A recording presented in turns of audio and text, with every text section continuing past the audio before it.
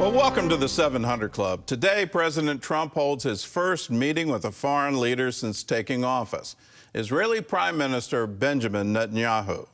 The two leaders will be talking about critical issues affecting Israel as well as the Middle East. CBN's Chris Mitchell brings us this look at what's on the agenda. The ceasefire and hostage release deal between Hamas and Israel will be a main topic for the two leaders.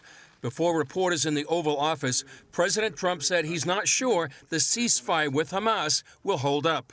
I have no assurances that it'll hold. I mean, I've seen people brutalized. Nobody's ever seen anything like it. No, I have no guarantees that the peace is going to hold. The president asked his Middle East envoy, Steve Witkoff, about the deal. It's holding so far. So we're certainly hopeful, and that's the president's direction.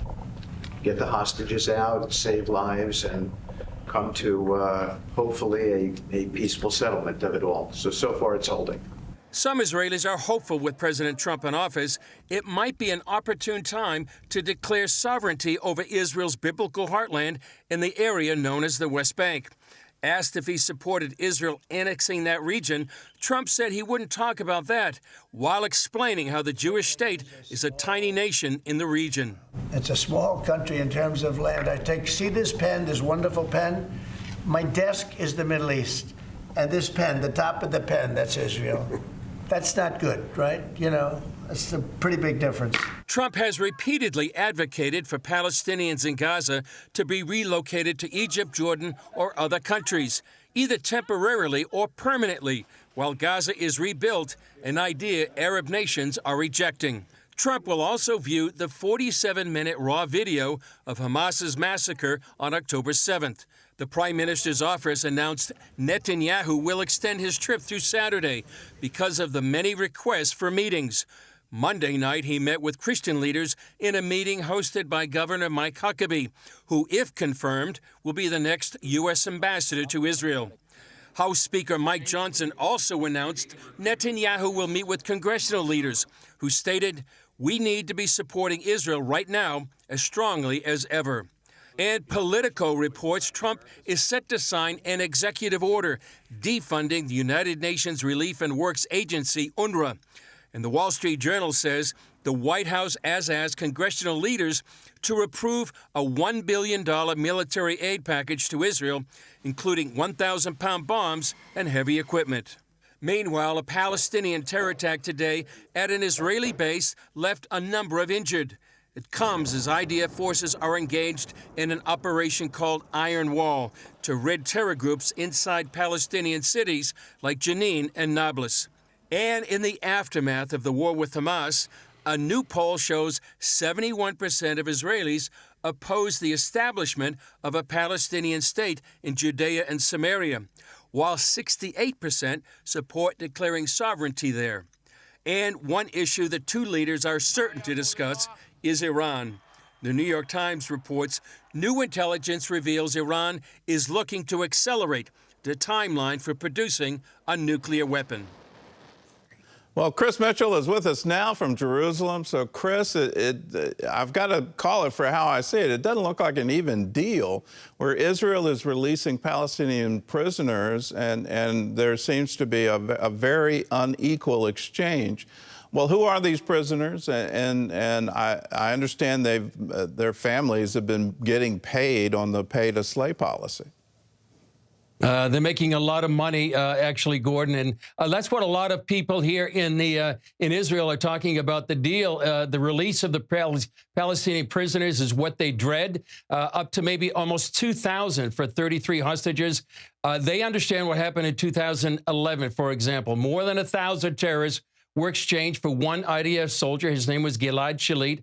82% of them returned to terrorism, including Yahya Sinwar, who became the head of Hamas in Gaza. This time, Gordon, it's men like Wael Qassam, who's being released. He's serving 35 life sentences. Just a few blocks away from our bureau is a place called the Moment Cafe. It's been turned into an apartment complex now. But in 2002, that was an attack, and he's responsible for 35 Israelis being murdered. Another one, Ammar El-Zabin, he's serving 32 life sentences. He planned several bombings, including at Jerusalem's open-air market. So these are dozens of men who had murdered Israelis are being set free. And the payments you mentioned about are staggering. The Palestinian Media Watch documented those payments, more than $140 million to over 700 terrorists. And that's all part of the so-called pay-to-slay policy.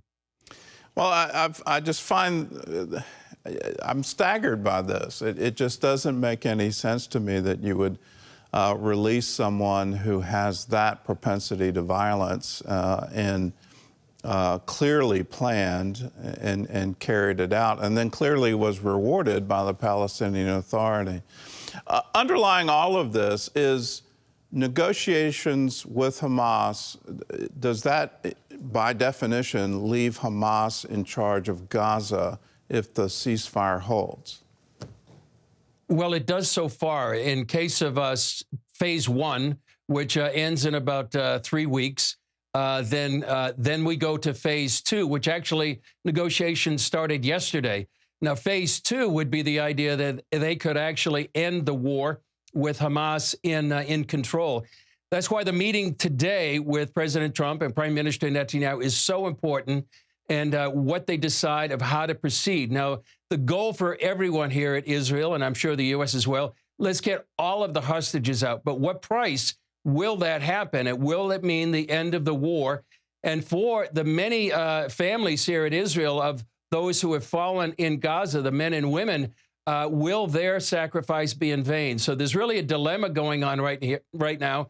And if they go to phase two and the war ends with Hamas in control, that really does make the ends of the goals of the war non-existent for Israel. That's why what's going on today is really so pivotal, why people need to be praying for this meeting today. What's the opinion within Israeli society? Are they in favor of the ceasefire? I know they're in favor of the return of the hostages, but do they see this the way I'm seeing it right now, that it's just an incredibly unequal deal, and at the end of it, it means Hamas survives in Gaza? I don't think I've talked to one Israeli, Gordon, that's really said it was a good deal. In fact, I had somebody in my office just an hour or so ago, and he was saying right now Israelis have tears of joy in one eye, tears of grief in the other. They're going through waves of emotion from euphoria to trauma. The euphoria, certainly when they see these hostages being released, but also the trauma when even today, just a few hours ago, there was a terror attack on an IDF base. 2 of those soldiers have actually died since our report. Shredded is a word I'm hearing about, deeply conflicted. They've gone through 16 months of war, jubilant over the release of the hostages, but every release is also a reminder of the horrors of October 7th. So, and then if we do have Hamas still in control in Gaza, that's such a staggering psychological damage to Israelis. Well, President Trump has suggested relocating Gazans from Gaza to neighboring Arab countries. Both Jordan and Egypt have said no to that. The next meeting Trump is going to have is with the King of Jordan. So tell us, why are those countries saying no? Well, it's history. And I think you mentioned it about a week ago, Gordon. Back in 1970, the Palestinian Liberation Organization, the precursor to the Palestinian Authority under Yasser Arafat, he tried to overthrow Jordan. They were forcibly removed. Then they went to Lebanon, where they regrouped, and then they attacked Israeli communities in northern Israel. That led to the Israeli invasion in 1982. So Jordan and Egypt, they really don't want Palestinians to come in that have been raised on the ideology of the Muslim Brotherhood, which actually founded Hamas, in their countries. And so they are saying they don't want to undermine the Palestinian cause, but it seems to go deeper than that.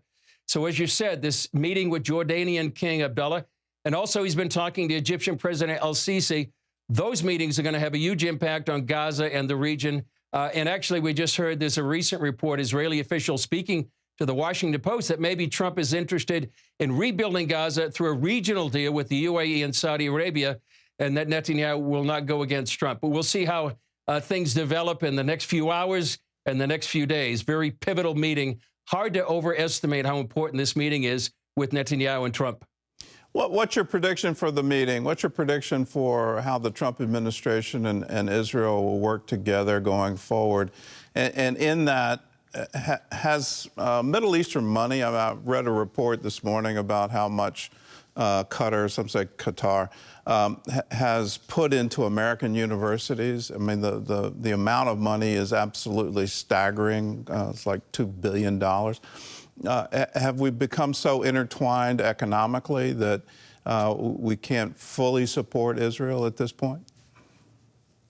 You know, the nefarious involvement of Qatar in universities, and not only universities, but also with, you know, perhaps members on both sides of the aisle, Democrats and Republicans, really is playing a pivotal role in what's happening. And Qatar, we've been told that if you say Qatar is Hamas and Hamas is Qatar, they're working hand in glove. Qatar is really sponsoring many of the radical groups throughout the region.